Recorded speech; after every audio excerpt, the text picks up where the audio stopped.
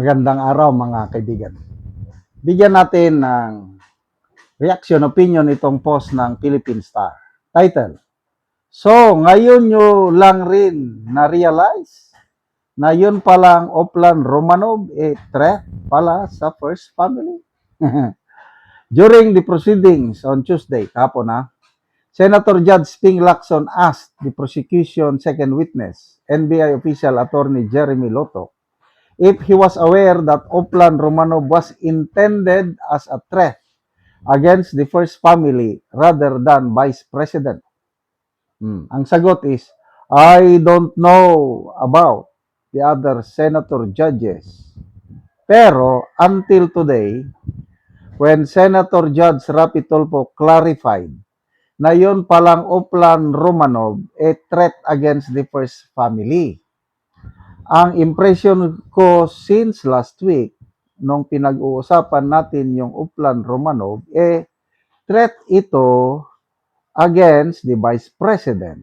Yan ang kanyang sagot. Lotok replied that he was unaware of this distinction until Senator Judge Rapi Tulfo clarified that the operation was directed at the first family. Wow naman! Galing! So, anong klaseng NBI official ka? Kasi ang common tao, nung mga panahong iyon, naririnig na namin yan yung Oplan Romanov na nasagap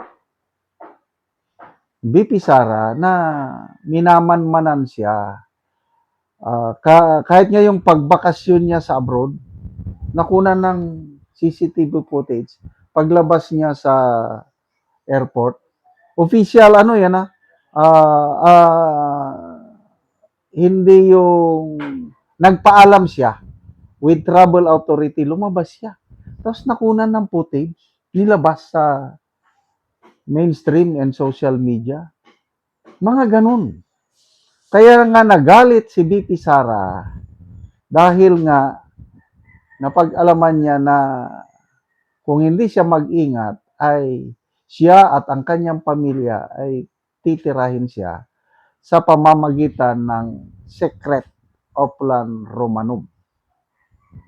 Kaya nakapagbitiw siya ng ganong salita na pag mamamatay ako, meron ding papatay sa inyo. So that's the common knowledge. So, wow naman. Palakpakan natin si Senator Rapi Tulfo. Ang galing. Ibig sabihin, maganda yung intelligence network ni Rapi Tulfo. Siya yung nagsabi na hindi. Oplan Romanov against the first family yan. First family guarded by thousands of presidential security guards. Sino ang mag anyway, karapatan 'yon, opinion 'yon. It's not a fact, Yun lang ang tingin ni Senator Rapi Tulfo. Naniwala naman kaagad itong NBI agent. Anong klase kang NBI agent? Mas magaling pa yung senador. Ano bang trabaho ng senador? 'Di ba, legislation? Ang NBI, Intelligence and Investigation, dapat kayo sa NBI ang unang nakakaalam niyan. At inaamin naman ni Atty. Lutok na ang impression niya, ang Oplan Romanov, threat laban kay BP Sara. Inaamin niya. Nagbago na lang ang isip niya sa isang salita lang ng Senate. Ganun pala. Yes, Your Honor, I'm sorry. Now I believe. Naniniwala na ako na ang Oplan Romanov pala ay directed against the first family, hindi kay BP Sara. Makikita nyo yung mga line of questioning. Opinion ko lang ito, observation ko ang mga senator judges, yung mga line of questioning, makikita mo na may mga gustong ma-convict si BP Sara, meron ding gustong ma-acquit. Pansinin nyo yung mga line of questioning. Kaya ito, buo na ang ano, alam na natin ang resulta. Meron ng set of senator judges, ayaw makonvict si VP Sara. Kasi political process ito eh. Hindi naman nakabase sa solid evidence. Minority senators, ano sa tingin nyo? Mayroon bang boboto sa acquittal ni conviction ni VP Sara? Pansinin nyo ang mga tanong, line of questioning, magkapatid na Cayetano, Robin Padilla, Amy Marcos, sino pa ba yung mga nagtatanong? Loren Legarda. Oh. Dito naman sa administration senators, ito, Rapi Tulfo. Pinalabas niya na ang Romanov ay threat laban sa unang pamilya. Hindi kay VP Sara. Anong ibig sabihin nun? Oh, tapos in-highlight naman ni Senator Lacson. Kaya, yan na. So, agree ako kay ex-Supreme Court Justice Noel Tiam. It's a waste of government resources, time, money. Pera natin ito. I think we are spending millions of pesos per day. Tapos, ginaganyan lang. Tapos, alam naman natin sa botohan. The most naboboto ng conviction is 13. Yung majority senators, posible lahat sila conviction. Kaya lang, meron ding iba na alanganin. Baka abstention. Sino yung nakikita kong abstention? Pwedeng Escudero. Pwedeng Ejercito. Bakit? Re-electionist ang mga ito eh.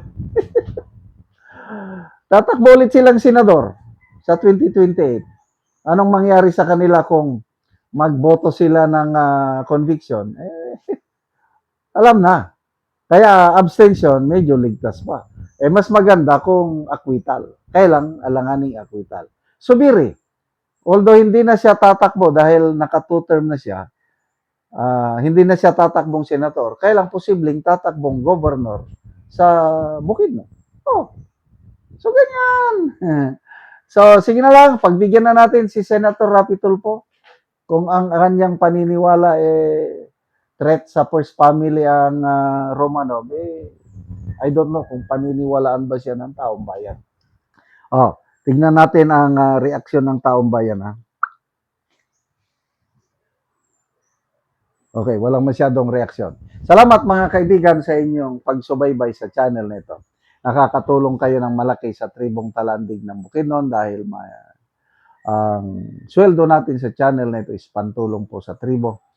Namimigay tayo ng libreng yero at pako para makapagpatayo sila ng mas maayos na tirahan. Panoorin nyo ang video nito. Ako diri sa balay ni Maribik Laki nga taga Barangay Tikalaan Purok 3 San Alahay, Talakag Bukidnon. So mo na ni siya ang natabangan og hero kay ang iyang atok mga buslot na.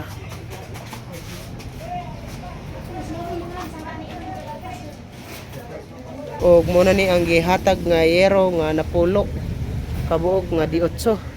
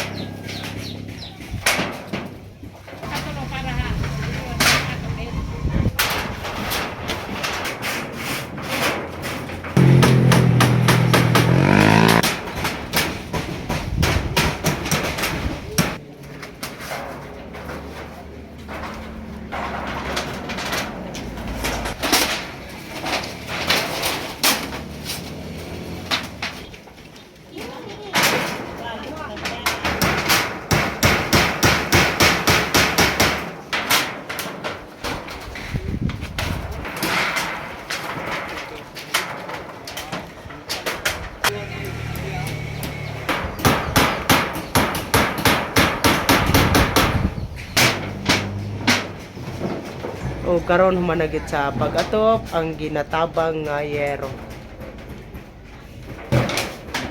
Ang una, salamat sa Ginoo nga gidungog niya ang pag-ampo nga dungog ang pag-ampo nga nainabangan niyo si Oo, so pila na to katuig ang imong atop nga gitanggal, nga gipulihan karon sa gitabang nga yero? 20 na katuig. 20 na to katuig. Nga naman sukad sa 20 katuig, wala gid ka nakapuli katop. Kung isa kawadon tungod sa kawadon nga kaon ra ato nga uno-naon Taman raw gid sa kaon. tama ra sa kaon Mm. na wala tay ka katigo nga nato sin mo sa karon nagpasalamat ko nga aniya naka-atop na gid ni. Salamat kayo.